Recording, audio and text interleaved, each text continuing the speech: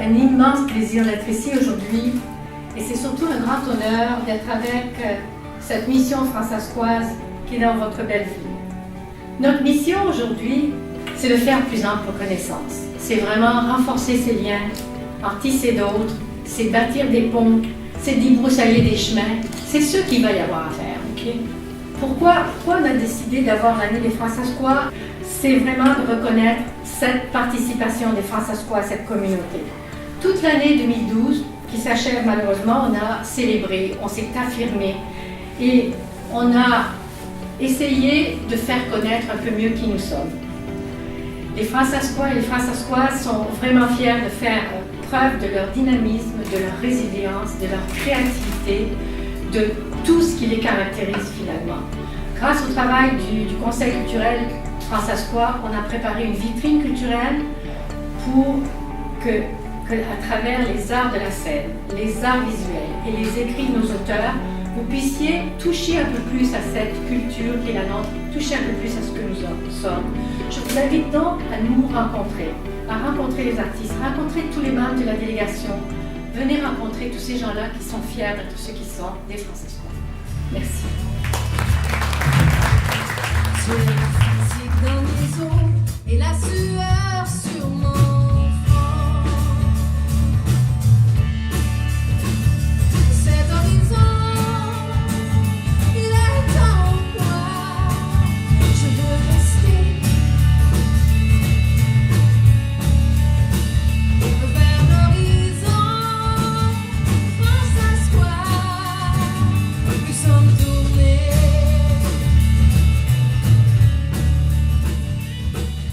Pour moi, c'est très important parce que c'est très émotionnel. C'est quelque chose que je tiens à cœur, que nous gardons ces connexions avec toute la francophonie. Quand on va partout au monde où la francophonie règne, c'est toujours bien de pouvoir parler, de pouvoir comparer, de pouvoir faire ce lien de culture.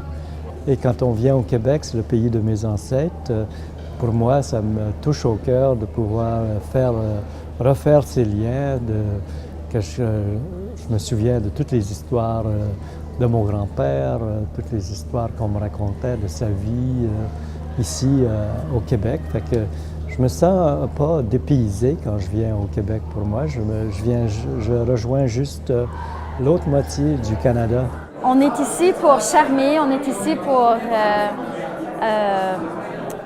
vraiment montrer aux Québécois qu'on fait partie d'une même famille, celle des amoureux de la langue et de la culture francophone, et qu'on apprécie énormément les contributions qu'ils ont faites au sein de notre communauté et au sein de notre culture.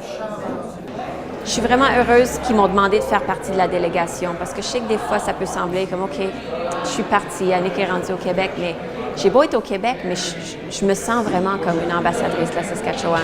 Ça me fait plaisir que la Saskatchewan ne m'a pas oubliée, puis ça me fait plaisir d'être ici pour représenter.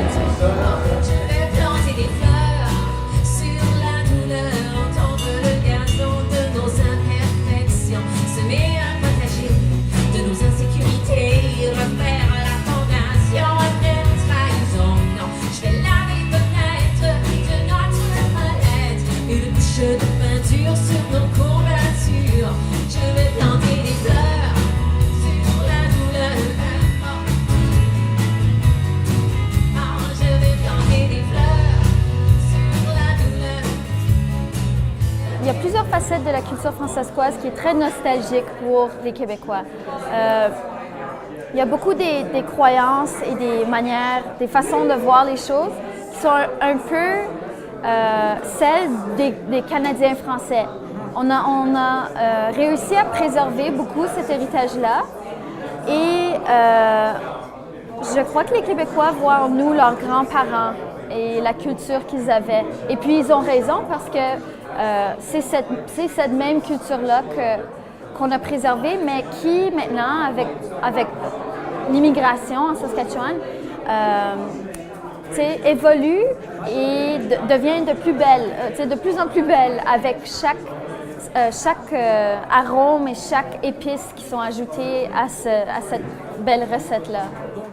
Nous avons besoin des uns et des autres des savoirs francescois et québécois. Comme le disait Saint-Exupéry, s'apprivoiser, c'est une chose trop oubliée. Ça signifie créer des liens. Et nous, on est là-dedans. Donc, il faut prendre le temps. Je vous invite à prendre le temps de rencontrer nos cousines et nos cousins de la Francescoisie. Je suis convaincu que, comme moi, vous ne le regretterez pas. Et vous savez, ce qui est encore plus important pour nous, on devient responsable pour la vie des liens qu'on a créés.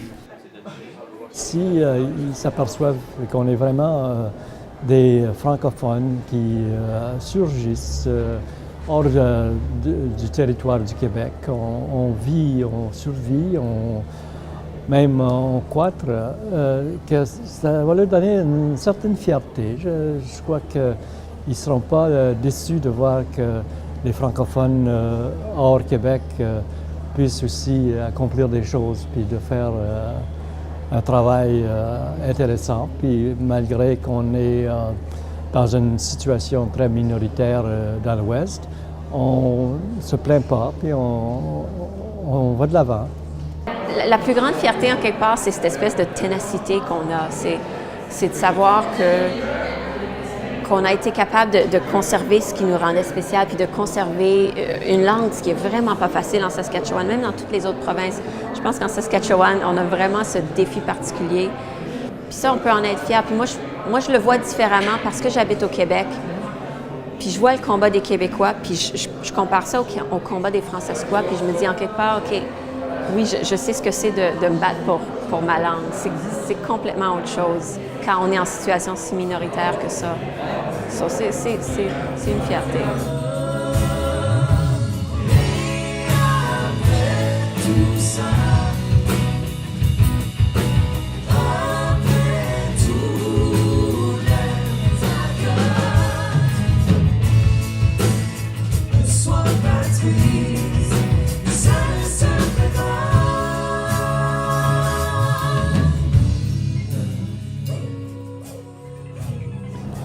C'est encourageant pour voir que les jeunes peuvent dire « oui, on veut être cultivé, on veut avoir les possibilités de voyager dans le monde puis de se sentir qu'on appartient à ça ». On ne prend pas une attitude qu'on est meilleur que les autres, mais on prend l'attitude qu'on veut être le meilleur qu'on peut être. Et puis les jeunes qui ont cette attitude aujourd'hui, je crois qu'ils vont aller plus loin parce qu'ils ont la chance d'être bilingues ou trilingues et puis même d'apprendre les différentes cultures, de considérer tout ça. La nouvelle génération de Francescois est composée de gens de partout au monde et c'est des gens qui ont voyagé, c'est des gens qui sont éduqués et c'est des gens qui sont ouverts d'esprit et qui visent l'inclusivité. Alors, je crois que c'est important qu'il y ait des jeunes ici, des jeunes Francescois qui représentent cette façon de voir les choses.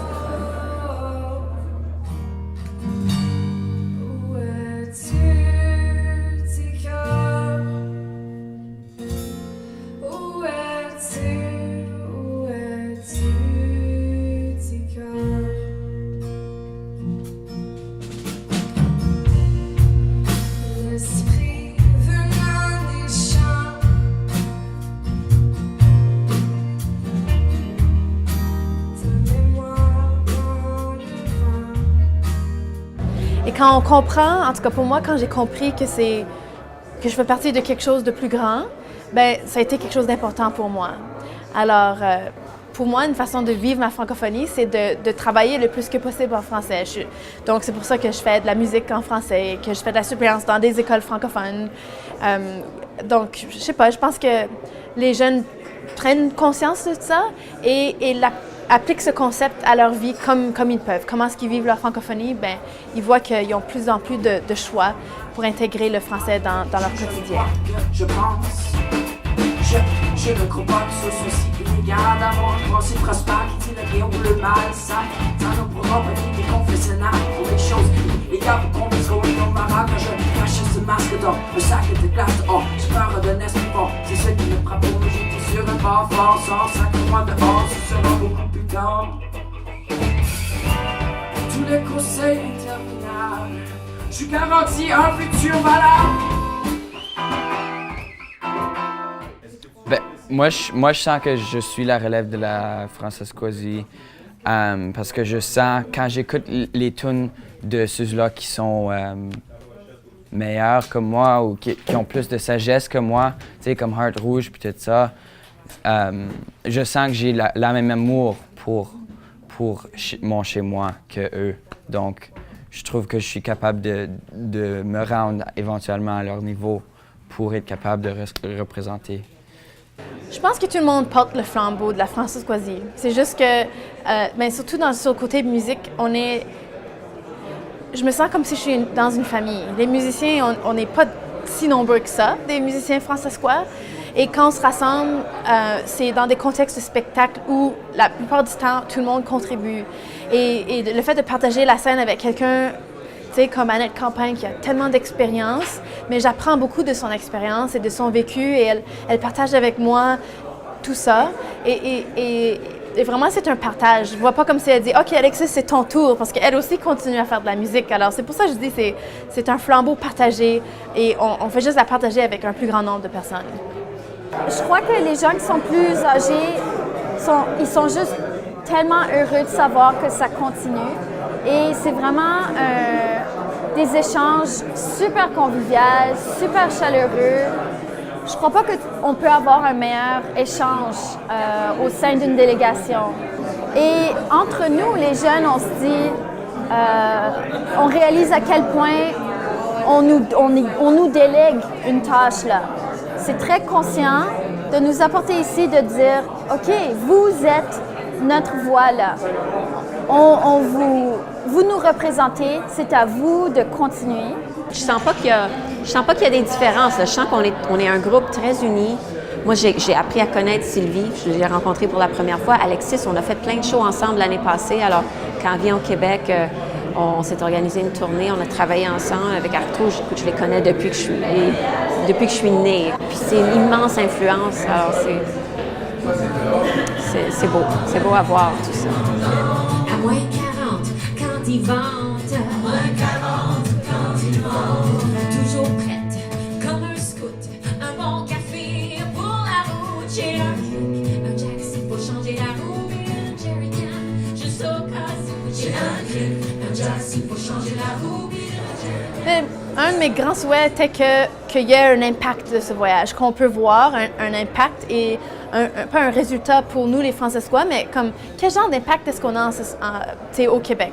Même si les gens ne savent pas c'est quoi, ben au moins ils ont vu le drapeau puis ils se disent ils vont peut-être se questionner, c'est quoi ce drapeau-là ou peu importe. Alors je pense que c'est le fait de créer une visibilité qui va mener à une prise de conscience que oui, on a une communauté qui est en train de grandir et d'épanouir. Et ça, c'est une affaire de laquelle on devrait être fiers. C'est le fun de partager ça puis de montrer notre communauté, notre culture à l'extérieur de la province.